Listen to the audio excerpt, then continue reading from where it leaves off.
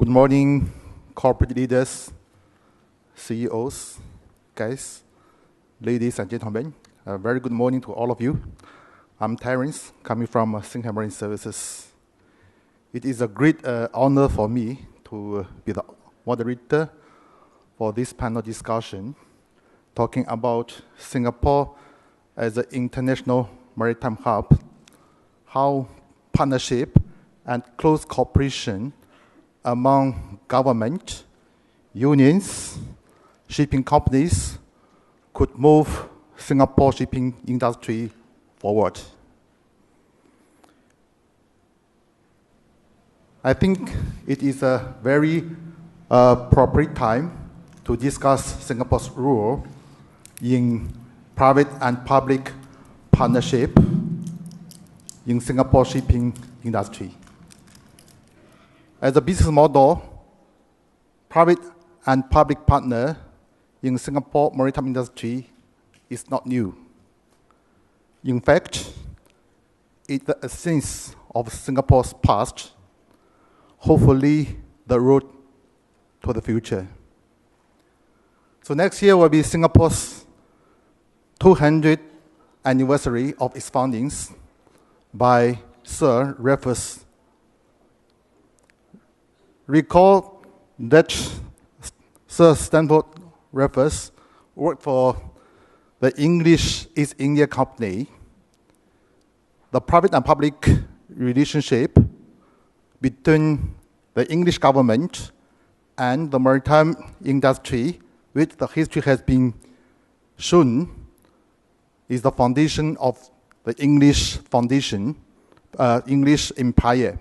Of course, now, though the English Empire has gone, but what we can see, this kind of partnership is evident all around us in Singapore.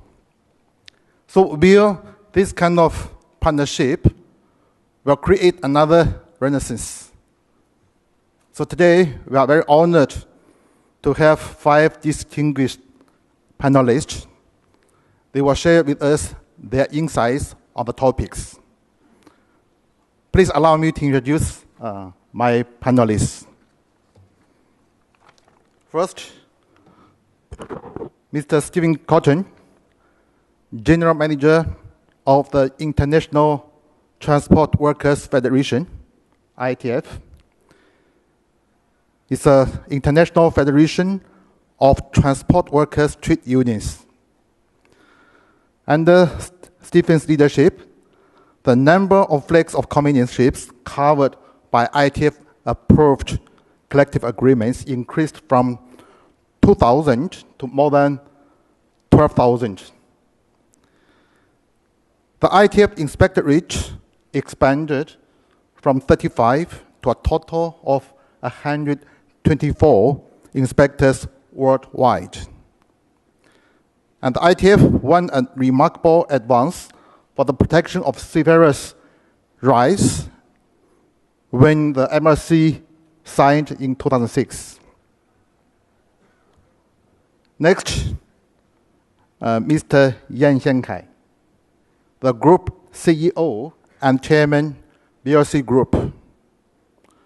Bilsea Group is a well-diversified group covering a wide range of shipping business from shipbroking, ship chartering, ship owning, freight forwarding, ship agency, ship bunkering, and commodity trading. Mr. Yang, also a visiting professor of Shanghai Maritime University. Next, Mr. Sheshashayee Venkatraman, the CEO, Miclyn Express Offshore. Miclyn Express Offshore is a reputed and reliable provider of support vessels and project transportation solutions to the offshore oil and gas industry and operates more than 140 vessels of various types. Next is Ms. Tan Beng, Assistant Chief Executive in Development, Maritime Port Authority of Singapore. Maritime Port Authority of Singapore is the main driving force behind Singapore's port and maritime development, taking on the role of port authority, port regulator, port planner, IMC champion, and the national maritime representative. Last but not least, Ms. Lisa Tu, Executive Director in Corporate Development, Pacific International Lines. PIL is one of the largest local ship owners and the leading local shipping container liner services and multi-purpose services at over 500 locations in 100 countries and employs about 18,000 employees worldwide. All the information I got from your website, I hope is correct. It's updated. Thank you. Okay, now I think it's our time to begin the panel discussion. First, I would like to ask Ms. Tan T from MPA for the first question. So we know that MPA is the main driving force behind Singapore's International Maritime Center status. We are also aware that you formed a very high-level IMC 2030 Advisory Committee in August 2016 to undertake a strategic review and chart a development strategy to take Singapore's IMC to 2030 and beyond. Beng, maybe you could share with us the key strategies developed by the IMC 2030 Advisory Committee for Singapore to tackle challenges and leverage opportunities in this fast-changing environment.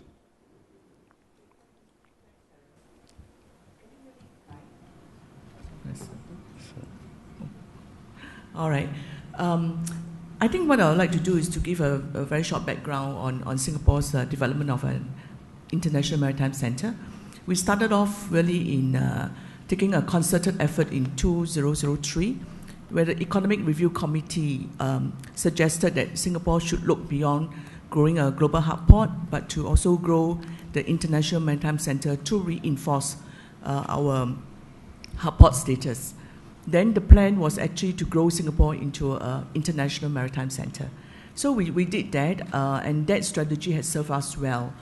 However, in 2016, when we actually look at the industry again, we felt that the industry has actually gone through many changes, which means that the strategy that we have in the past may not necessarily serve us going forward, because some of the business models within the industry has changed.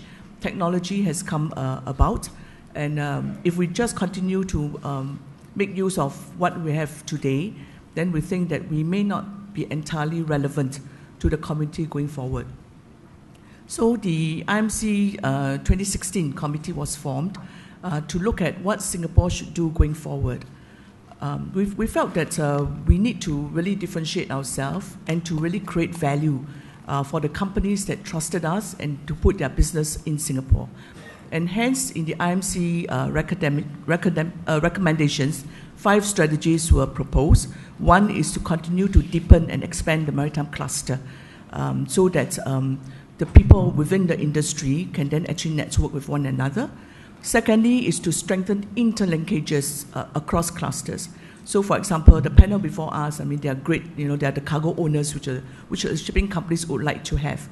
So if we are able to strengthen interlinkages and to build a platform, then we could actually create much more value and we could create much more networks for the companies.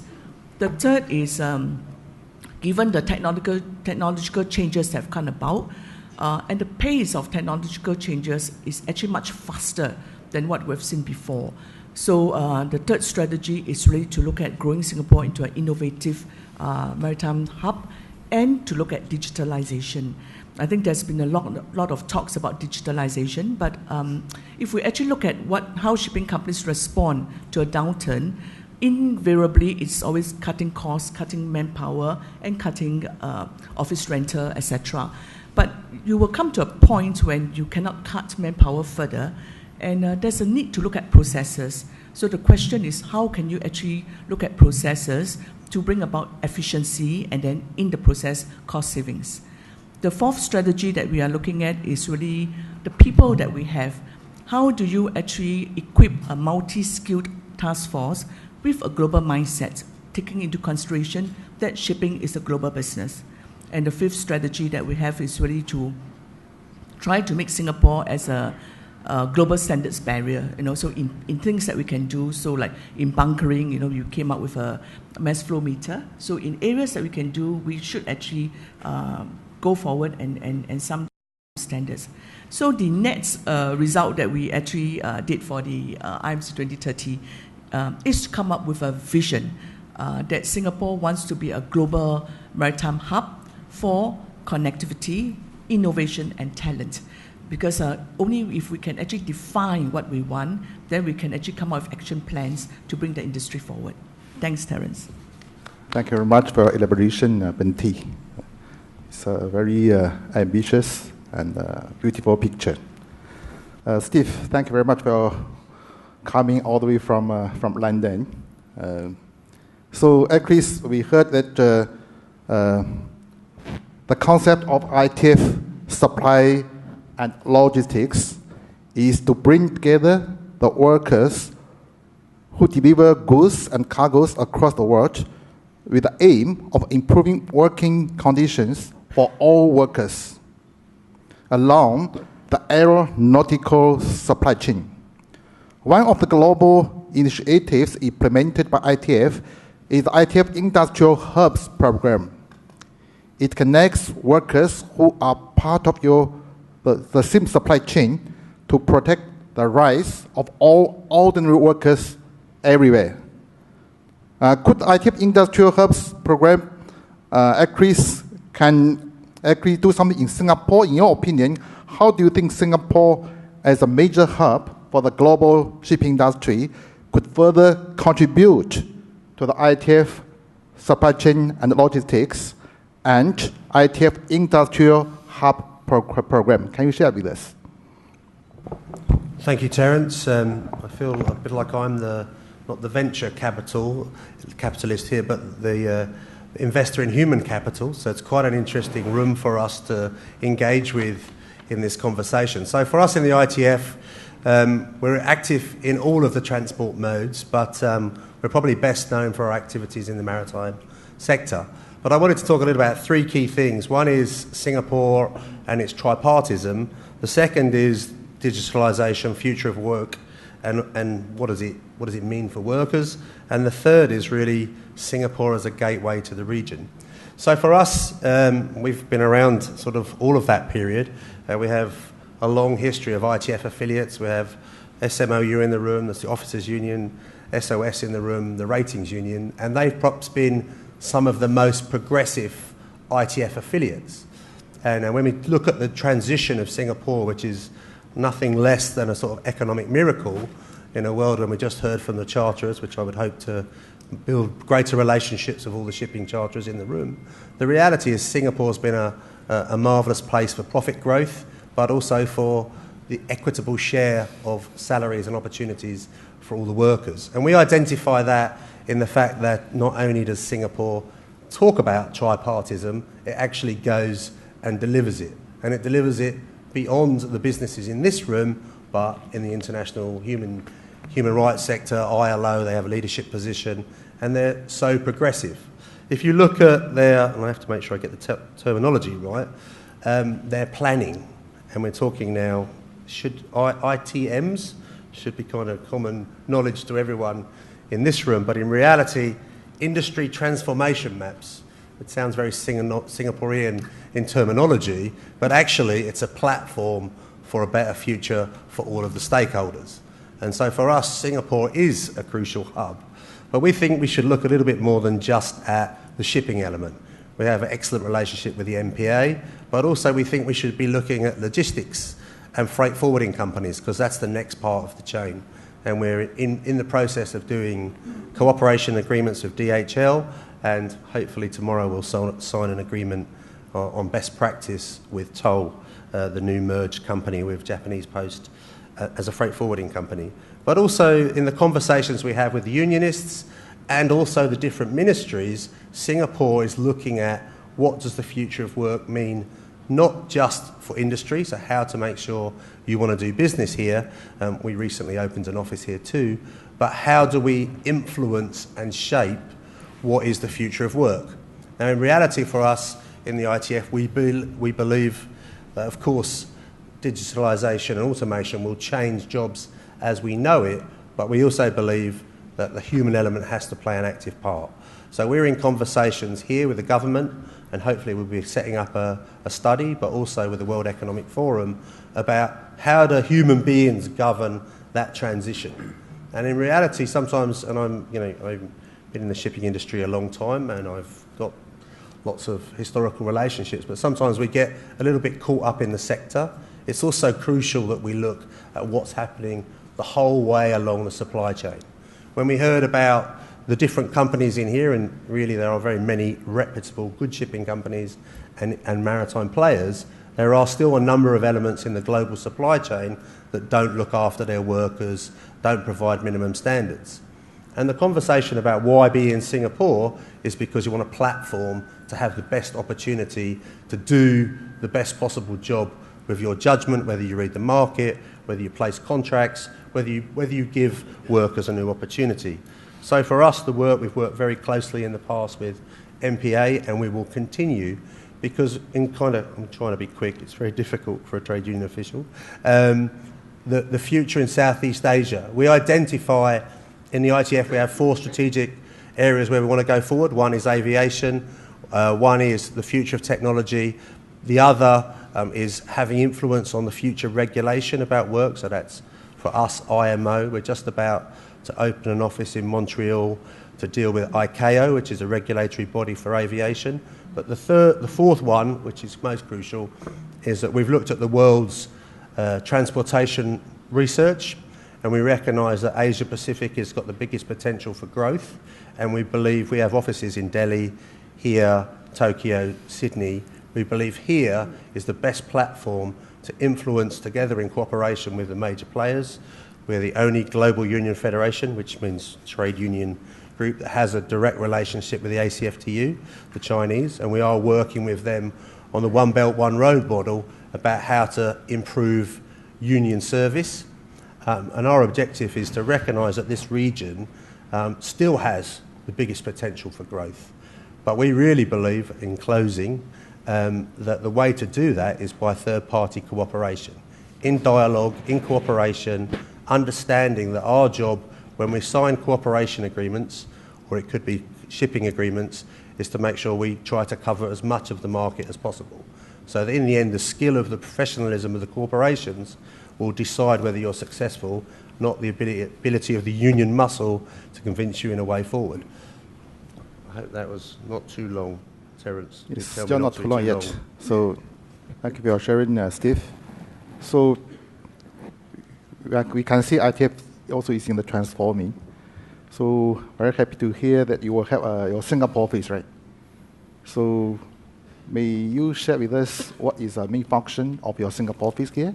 So the ITF's responsibility is to grow its membership, and we basically are an affiliate-led organisation. And since I became General Secretary 4 years ago, the objective is to have campaigns that improve the situation for workers, but are also recognise that the industry standards are absolutely crucial.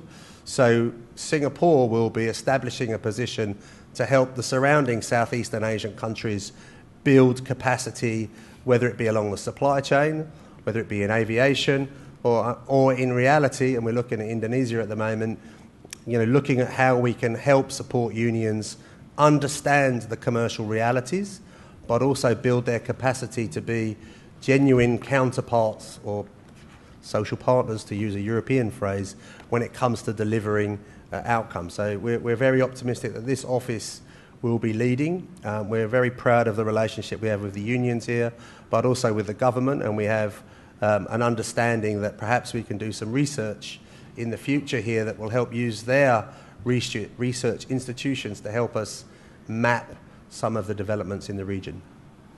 Thank you, Steve. Lisa, we know PIL now actually operates about 158 modern ships, of course with more new built online. We also understand PIL has also diversified into logistics related activities such as supply chain management, consolidation, distribution facilities, warehousing, multimodal services, container depot, terminal operations. As a very successful local shipping companies, Lisa, could you please share with us your experience and observation that how does Singapore serve as a gateway for business, not only to the regional, but also to the global market? So what are advantages for private sector business to operate out of Singapore? Why an international business attracted to Singapore? Okay, as a country, Singapore government has always been very supportive of the local companies looking to tap the overseas market. Singapore being a small country, we cannot look inwards. We have to look outside for opportunities. So the government has for many years adopted an open and free trade environment to attract foreign investment into Singapore. So I think Singapore in general is very open and invites a lot of foreign investment. In fact, just now the earlier panel also mentioned that Singapore is the largest commodity trading hub in the region, right? Yeah. I think the other point I would like to touch on is Singapore being an IMC also provide us a competitive edge to serve as a gateway for the business. Yeah.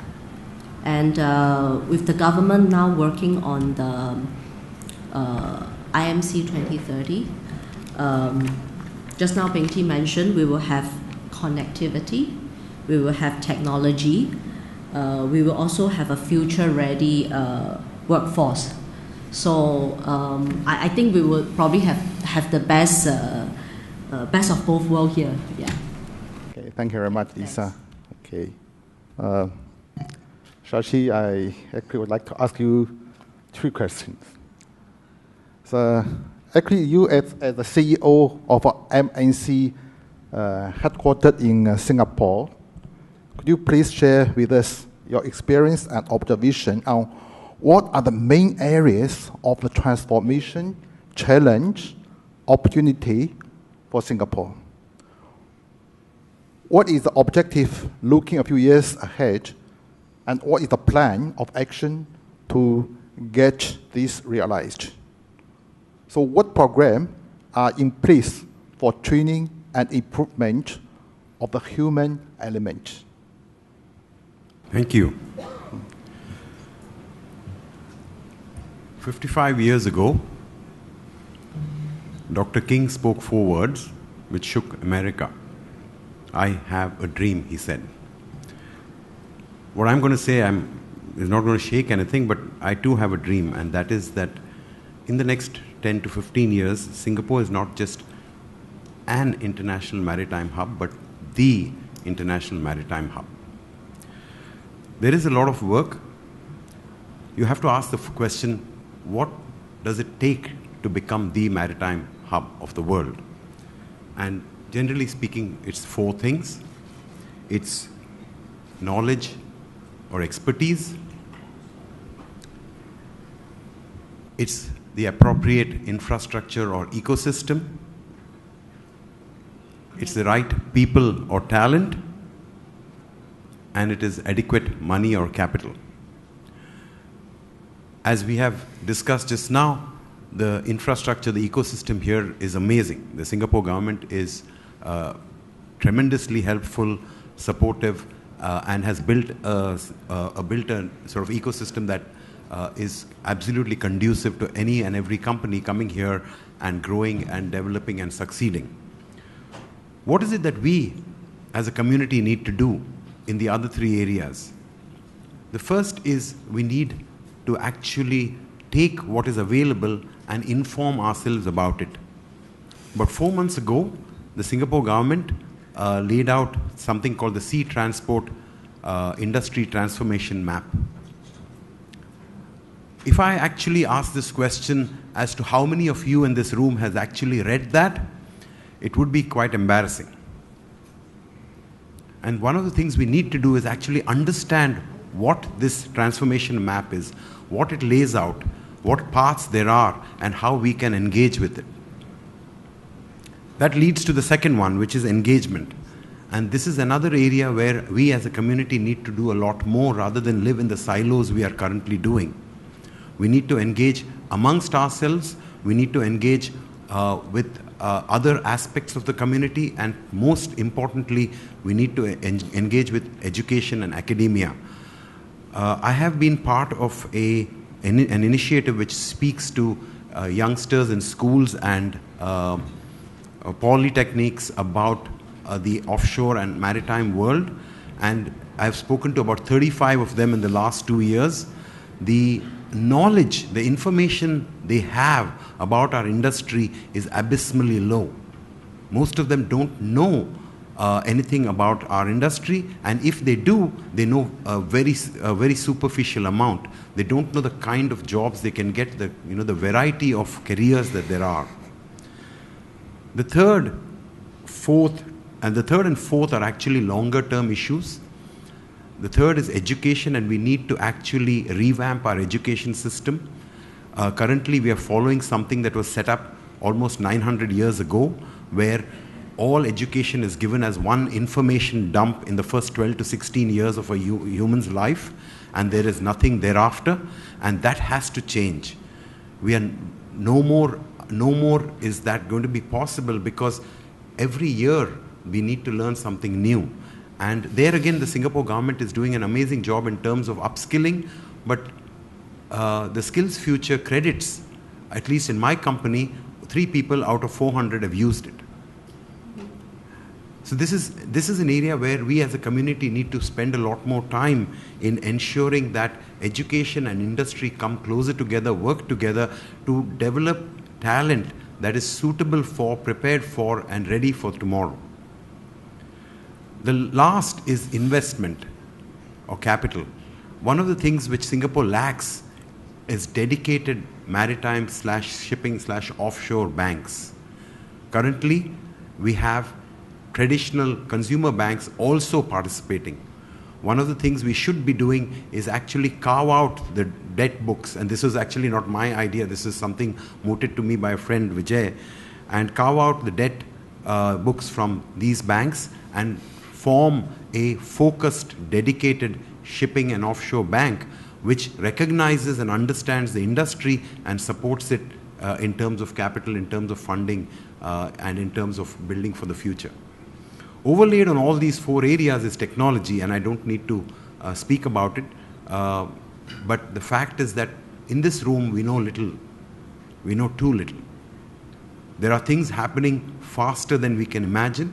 There are things happening much more disruptively than we can imagine. And I think all these areas are where we as a community need to come together and join hands, work together to ensure that this dream of Singapore being an international and the international maritime hub is realized in the next 10 years. Thank you. Thank you very much, Shashi. Thank you for sharing. Mr. Yan, Chris, from the perspective of well-diverse group covering a wide range of shipping business, so do you think Singapore, as an international maritime hub, has implemented sufficient initiatives to sustain success? If yes, what initiatives has been particularly useful for you? If not, what could be done? Thank you, Mr. Zhao. Basis my limited experience with MPA and government, I think the government have done an excellent job, and the platform is there. How we can do our own business well, it depends on ourselves. Whether independent organizations, societies, private factors. I think we need participate and cultivate the maritime ecosystem. And to come here, I also share, we just tried a new project called UNIMEX, Universal Maritime Elite Exchange. Is a kind of project to approach universal maritime alumni to build the world's largest partnership to benefit and to create value and share value among this system. Okay, thank you, Mr. Yan. It's very short. Your UNIMEX is supposed to be very big. Yes, Wendy? Okay, I thought that since my fellow panelist has mentioned about the industry transformation map that we are actually doing, it's actually good for me to just share with you some background leading to the industry transformation map and what is within the industry transformation map. So basically, it started with the Committee for Future Economy that was chaired by my Minister for Finance, Minister Heng Swee Keat. At that time, we were then, as a country, looking at the transformations that are cutting across all industries. So many of you are aware, about the retail shops, that are with e-commerce, there's actually less demand for store space. And then with Airbnb going to hospitality business, you actually open up a whole new world of hotel rooms. So in a way, there's a new business model that has come about, and there's also a disruptor to the existing incumbents. And then you have got Grab and Uber going into the stronghold of the public transport sector. So we ask ourselves the question, what is going to change that we must get ready? And hence, one of the recommendations is that Singapore should actually look at identifying what are some of these industry transformation that will come about. And hence 23 sectors were identified to map out the plans for the various industry transformation. 23 sectors were identified, and maritime is one of the 23 sectors. So we recently launched the Sea Transport ITM on 12th of January. I'm going to keep much of the details for my speech at Trade Winds, otherwise I've got nothing much to say. But very broadly, under this industry transformation map, there are 4 pillars that we are looking at, and these 4 pillars will run concurrently across all the 23 sectors. The first pillar is about innovation. And innovation does not actually just mean technology, but innovation actually means the approach that you actually take to look at your processes. So first pillar is on innovation. Second pillar is actually on productivity. So as I said earlier, when it comes to cost cutting, we will always cut manpower, but perhaps that is not the only way to do it, but there's actually a need to look at processes. And for shipping, which is a very traditional industry, the processes has been in place and serve us well for many years. So then the normal reaction is that if things are serving us well, then why should we actually change? But you need to change because some of these processes may be redundant, or you can actually adopt artificial intelligence to look at robotics software for repetitive work and then free up the bandwidth for some of your staff to do other value-added work. The third is about people, because people is naturally our biggest asset and most competitive assets that we have. So there's actually a need to train the people for the skills that will be required in the coming years, because we don't want to also say about the future, because how do you define what skills are required in the future? It must be something that is evolving. So when you actually look at the environment and you look at things that are happening, big data, all the data sensing, the amount of valuable information that is residing in each of the company, how do you extract and create value from that data that you have within the company? And if you want to do that, then are your people equipped with the skills to do it? If not, then there's actually a need to train the people. And if shipping wants to continue to get its fair share of talent into the industry, then in terms of your HR practices, in terms of career development, they must be as good as the banks, or they must be as good as the IT companies, which many of the young ones are actually moving towards. And then the last pillar that we are actually looking at is on internationalization, helping Singapore-based companies to actually go overseas. So that is in a nutshell the industry transformation map that all of us are moving towards.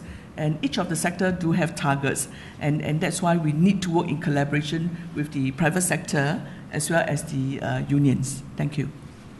Thank you very much, Benti. At Chris, we do have a very foresighted government, as always. Okay, now we still have some time. So any questions from the floor?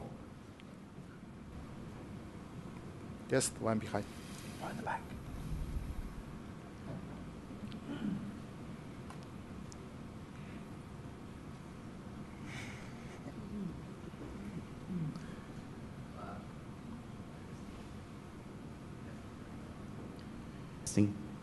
Well, I applaud the Singapore government for being looking in the future.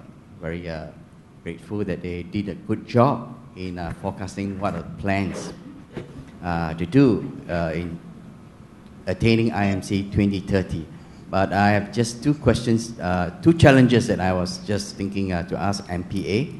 Is that have they considered the opening of the Kra Canal? How would that impact Singapore as a port? And the second challenge is actually Singapore is missed out in the Maritime Silk Road. What would MPA plans to get Singapore back as a IMC hub? Okay, Thank you. Difficult questions, but I'll try. Well, the first is about alternative trade routes, and Kra Canal is not the only alternative trade route that has emerged over the past decades. And it is inevitable that there will be alternative trade routes that will be created. So the challenge for us is how do we make ourselves much more relevant, taking into consideration what is happening with the industry. So for example, ships are getting bigger. And when ships get bigger, it would mean that Singapore as a hub port would remain relevant because then there's actually a need to do transshipment. So the challenge for us is that how do we actually serve the needs of the shipping companies more effectively? What is it that the shipping companies would need? For the bigger shipping companies, of course, then one of the things that they would want to know is certainty in terms of port infrastructure, whether you'll be able to handle my ships when they call at the port. And then for the feeder companies, of course, is about the costs of operations in Singapore and also about the whole ecosystem. And hence, our long-term plan for Singapore's port is that eventually we will move all the container terminals to Tuas Port. Tuas Port will be a much more automated port because the planning parameters of Tuas Port is to be able to handle up to 65 million TEU of container throughput. Last year we did about 33.6 million TEU, and hence if we are going to double the capacity, then it means that in terms of the way and our approach to the port, it must be a much more automated port and it must be a much more intelligent port. So we are also doing the exercise whereby we are trying to envisage what would the ports of the future be like, what is it that they would demand. Shipping companies would like to have just in time for their ships calling at the port. So can we actually look at a maritime data hub to look at some of these issues? Essentially what we are going to do is to create value for the companies to be in Singapore. There will be some of the cargoes that will bypass Singapore, and that is inevitable. So beyond the physical infrastructure, we are actually looking at what we call connectivity. Connectivity taken in its a very broad sense. It's not just about physical connectivity, it's about information connectivity, and it's about financial connectivity. And if you are able to actually secure information connectivity as well as financial connectivity out of Singapore, in a way we also create new business opportunities and much more value for companies calling at using Singapore as their base, or for shipping companies calling at Singapore. Then the question on BRI. I would want to think, and I'm quite positive that we're back into the BRI. We are part of the BRI. And the approach to BRI, of course, is one, is as Lisa has pointed out, to help Singapore companies to go overseas. Because when Singapore companies go overseas, so Lisa's company has very strong links in China, and they are part of the BRI. And because PIL is headquartered in Singapore, it also means that their dividend flows will come back to Singapore, and the business transaction will actually originate, decisions will originate from Singapore. So that's the way of plugging into the BRI. It need not necessarily just be fiscal infrastructure, for which PSA International do have investments overseas, but it is also about information flow as well as financial flow. Thank you. Thank you, Beng T. Thank you, Captain Leok, to give us such a big topic. I believe our team performed very well. Time's up. So I hope let's work together to make Singapore as a better home port for every of us. Thank you very much.